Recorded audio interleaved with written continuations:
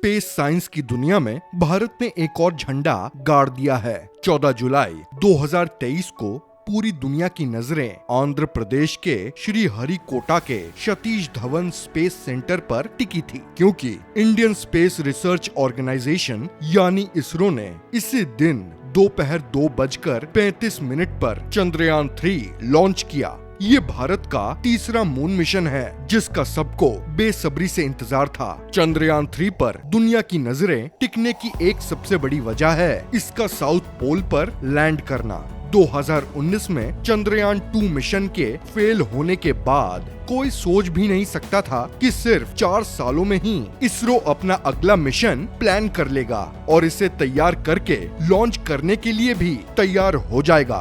आपको बता दें कि नासा कुछ सालों बाद चांद के साउथ पोल के लिए अपना आर्टेमिस 3 मिशन लॉन्च करने वाला है। ऐसे में ये कहना गलत नहीं होगा कि इसरो ने नासा को भी इस फील्ड में पीछे छोड़ दिया है। वहीं इसरो के साउथ पोल में लैंडिंग के फैसले को खतरनाक भी बताया जा रहा है, क्योंकि चांद के इस इलाके में अपना स्पेस क्राफ्ट उतारने की हिम्मत आज तक किसी देश ने नहीं की है। आपके मन में ये सवाल जरूर आ रहा होगा कि आखिर चांद के साउथ पोल पर ऐसा क्या है जो बाकी देश यहाँ अपना स्पेस क्राफ्ट नहीं भेजते। तो चलिए आज की इस वीडियो में हम आपको बताते हैं चांद का साउथ पोल कैसा है, क्योंकि कोई देश यहाँ जाने की हिम्मत नहीं करता और भारत साउथ पोल पर ही लैंडिंग क्यों करना चाहता है। साथ ही हम आपको ये भी बताएंगे कि चंद्रयान 3 के साथ गया रोवर प्रज्ञान और लैंडर विक्रम साउथ पोल पर क्या ढूंढेंगे। तो चलिए बिना देर किए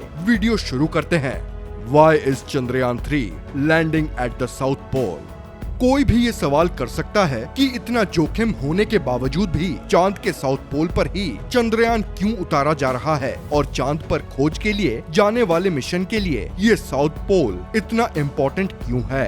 दरअसल चांद का साउथ पोल एक ऐसा इलाका है जहाँ पर अभी तक कोई इन्वेस्टिगेशन नहीं हुई है। यहाँ कुछ नया मिलने की उम्मीद है। चांद पर उतरने वाले पिछले सभी स्पेसक्राफ्ट इक्वेटोरियल रीजन में उतरे हैं। बताया जाता है कि इक्वेटोरियल रीजन में स्पेसक्राफ्ट को उतारना आसान होता है। इसका टेम्परेचर इंस्ट्रूमेंट्स के लॉन्ग और कंटिन्यूअस ऑपरेशन के लिए ज्यादा फेवरेबल होता है। वहीं चांद का पोलर रीजन काफी मुश्किल होता है। इसका ज्यादातर हिस्सा अंधेरे से ढका होता है। ये वही इलाका है जहां कभी सूरज की रोशनी तक नहीं पहुंच पाती। इस इलाके का ज्यादातर हिस्सा छाया में रहता है और सनलाइट ना पड़ने की वजह से यहाँ ठंड बहुत ज्यादा होती है। साइंटिस्ट का अंदाजा है कि हमेशा छाया में रहने वाले इन इलाकों में पानी और मिनरल्स होने की उम्मीद है। हाल में किए गए कुछ ऑर्बिट मिशन से ये भी बात कंफर्म हुई है। पानी की मौजूदगी चांद के साउथ पोल पर फ्यूचर में इंसानी जिंदगी के लिए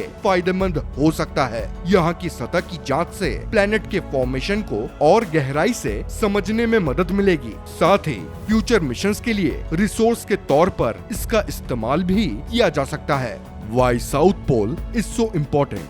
चंद्रयान 3 जैसे मून मिशन के लिए चांद के साउथ पोल को प्रायोरिटी देने को लेकर कई ओपिनियन है। कुछ स्पेस साइंटिस्ट का मानना है कि साउथ पोल पर वाटर आइस ज्यादा है, जो कि एक वैल्यूएबल रिसोर्स है। वहीं कुछ का कहना है चांद का south pole solar energy material resources के मामले में नॉर्थ पोल से बेहतर है। 1990 के दशक में चांद के लिए कई मिशंस साउथ पोल पर फोकस थे। इसके साउथ पोल को फ्यूचर के मिशंस के लिए पसंदीदा लैंडिंग साइट के तौर पर मजबूत करने में मदद मिली। स्पेस एक्सपर्ट्स का कहना है कि चांद के दोनों पोल्स पर हाई टेरेन और उबड़ खाबड़ जगह हैं। इनमें बड़े बड़े क्रेटर्स हैं जिनमें पानी जमा होने की उम्मीद है। सोलर एनर्जी के मामले में चांद के साउथ पोल को नॉर्थ पोल के मुकाबले में थोड़ा बेनिफिट मिलता है। हालांकि ये बेनिफिट प्रैक्टिकल डिफरेंस लाने के लिए काफी नहीं है। साउथ पोल पर फोकस करने के लिए एक एडिशनल मोटिवेटिंग फैक्टर ये है कि साउथ पोल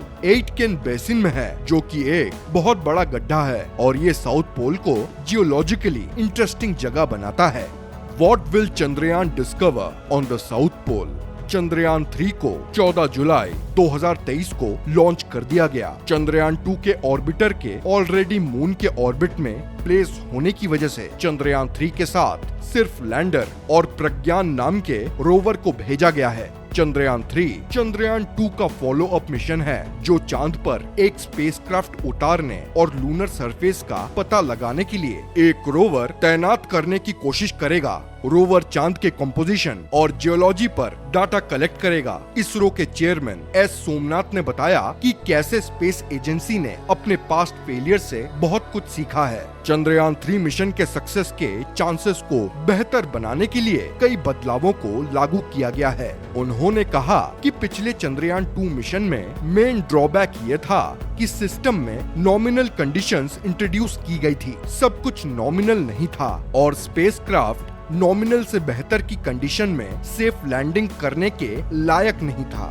चांद पर स्पेसक्राफ्ट उतारने के अपने प्राइमरी गोल के अलावा चंद्रयान 3 चांद की हिस्ट्री, जियोलॉजी और रिसोर्स पोटेंशियल समेत चांद के एनवायरनमेंट की स्टडी करने के लिए साइंटिफिक एक्सपेरिमेंट भी करेगा। एस सोमनाथ ने इस मिशन को लेकर कहा कि लैंडर के साथ गए रंभा और ILS 14 दिन तक एक्टिव रहेंगे। इस दौरान सभी पेलोड्स ऐसे एक्सपेरिमेंट्स को अंजाम देंगे जो पहले कभी नहीं हुए। इस दौरान पेलोड्स की मदद से चांद के एटमॉस्फेयर और सरफेस की स्टडी की जाएगी। इसके अलावा रोवर प्रज्ञान चांद की मिनरलॉजिकल कंपोजिशन को समझने के लिए लूनर सरफेस की खुदाई भी करेगा।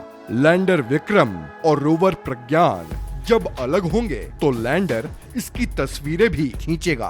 रोवर चांद की सतह पर वाइब्रेशन का भी पता लगाएगा। लेजर बीम के जरिए चट्टान को पिघलाने की कोशिश भी करेगा ताकि एमिटेड गैसेस की स्टडी की जा सके। इस मिशन के जरिए भारत न सिर्फ चांद की सतह के बारे में नॉलेज गेन करेगा बल्कि फ्यूचर में ह्यूमन हैबिटेशन के लिए इसकी एबिलिटी भी जान सकेगा। चंद्रयान 3 के 23 अगस्त को शाम 5:47 पर चांद की सतह पर लैंड करने की उम्मीद जताई गई है। लैंडर के सक्सेसफुल लैंडिंग होने के बाद भारत एक नया इतिहास रचेगा। अगर सक्सेसफुली स्मूथ लैंडिंग हो जाती है तो ऐसा करने वाला भारत दुनिया का चौथा देश बन जाएगा। अब तक ये अचीवमेंट सिर्फ अमेरिका, रूस और चीन के पास है। इसके साथ ही लैंडर की सक्सेसफुल लैंडिंग होने के बाद भारत दुनिया का पहला ऐसा देश होगा जो चांद के साउथ पोल पर लैंडिंग करेगा।